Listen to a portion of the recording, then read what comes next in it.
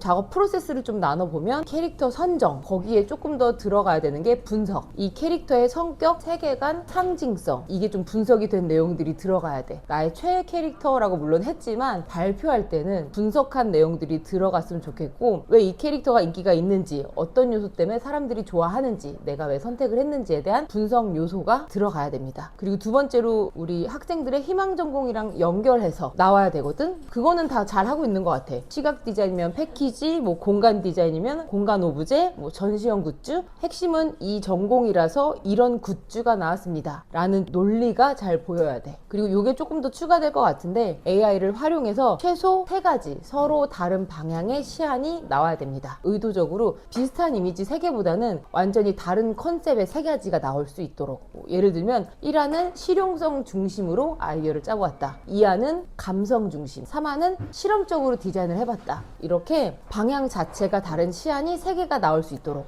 최종안을 선택했을 때는 과연 이게 내 전공과 잘 맞는가, 캐릭터 해석이 잘 나타났는가, 실제 굿즈로 이게 가능성이 있는가, 이런 거에 대한 자기 비판이나 분석이 들어가주면 좋습니다. AI를 활용할 때 가장 중요한 마지막 단계가 수정 보완 스케치. 이 AI 그대로 내면 안 되고 직접 수정한 아이디어 스케치 과정이 좀 나와줘야 돼. 형태를 변경하거나 기능을 추가하거나 색감을 수정하거나, 패키지나 이런 거면 구조가 개선되거나, 이렇게 해서 AI 결과를 비판적으로 이해했습니다, 이런 내용들이 보여줘야 됩니다. 발표할 때 너희들이 단순히 설명을 해주는 게 아니고 너희들의 디자인을 설득을 계속 시켜야 하는 거거든. 디자인을 설득하는 과정이 발표라고 생각해야 돼요. 짠 하고 어떤 결과물을 보여주는 것보다는.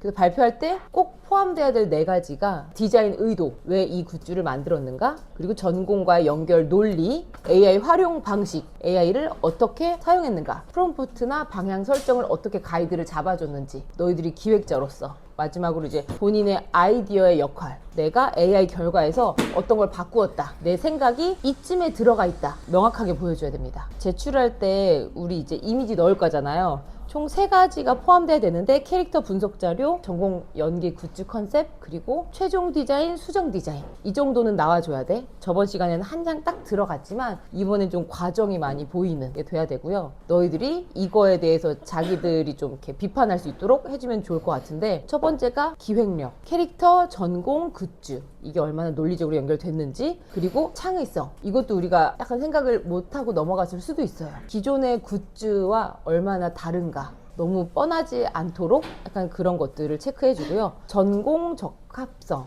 전공 특성이 디자인에 얼마나 반영되었는가, 그리고 AI 활용 이해도, AI를 도구로 잘 사용하였는가. 마지막은 표현력이거든요. 근데 선생님이 여기서 말한 표현력은 입시 그림이랑은 별개로 자신의 디자인을 명확하게 설명을 했는가에 대한 표현력이야. 그림 실력이랑은 상관이 없습니다. AI로 만든 결과가 아니고 나는 AI를 활용한 매체 활용 디자인입니다, 이게 명확하게 어필이 돼야 돼. 너희들이 그 작성하는 글에 많이 들어갔으면 하는 내용들이야. 우리가 말하기 연습도 하고 어떻게 또 접목시켜서 발표를 할 건지, 요거 내용까지 딱 정리해서 이제 발표하면 됩니다. 건강 케어 로봇이라는 설정과 부드럽고 귀여운 인상 같은 긍정적인 특징 때문에 평소에도 좋아했고, 확실한 캐릭터성이 디자인 제작에 좋다고 생각을 해서 패키지 디자인으로는 리유저블 백 디자인을 해서 하단 부분은 베이맥스와 연상되는 에어백처럼 말랑말랑한 소재로 제품 보호도 할 수 있는 리유저블 백 디자인을 했는데, 이 제품을 홍보할 수 있는 포스터를 제품을 한눈에 이해하기 쉬운 직관적이고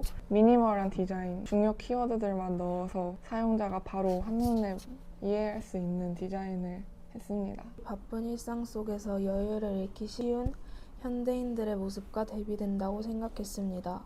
따라서 푸의 감성과 상징성을 활용해 일상 속에서 편안한 휴식과 작은 행복을 컵 디자인을 통해 주고 싶었습니다. 시각 디자인은 메시지와 감정을 효과적으로 전달하고 다양한 매체로 확장하는 과정이라고 생각합니다.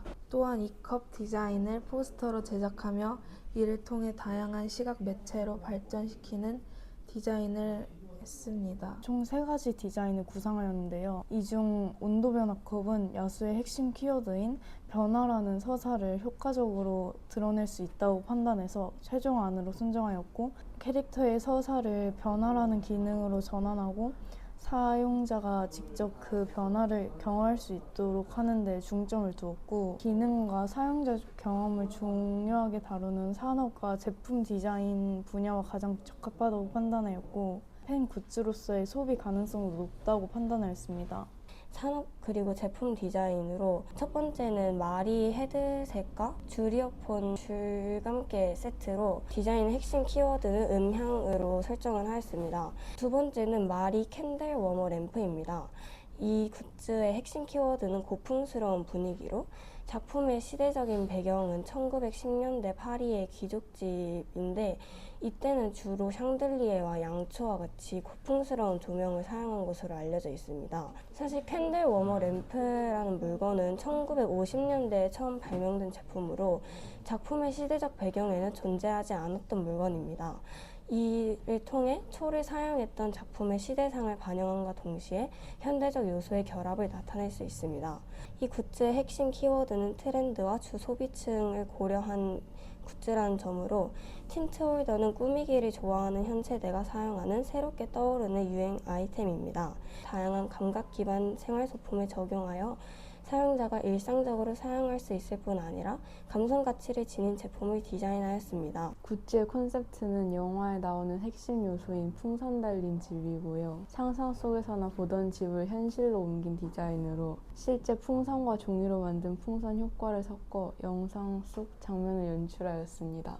원래 영화 같은 효과인데 살짝 현실성을 가미한 게 디자인이라고 생각해서 상업적으로 만들어 봤고요. 안쪽의 초콜릿 포장지는 풍선의 질감과 모양을 사용해 영화적 연출을 살리고 풍선을 터뜨리는 재미까지 더한 기획입니다. AI는 짧은 시간 안에 많은 그림을 그리게 해주고 불확실한 시안을 대신 완성해주는 것이 장점이라고 생각하는데요.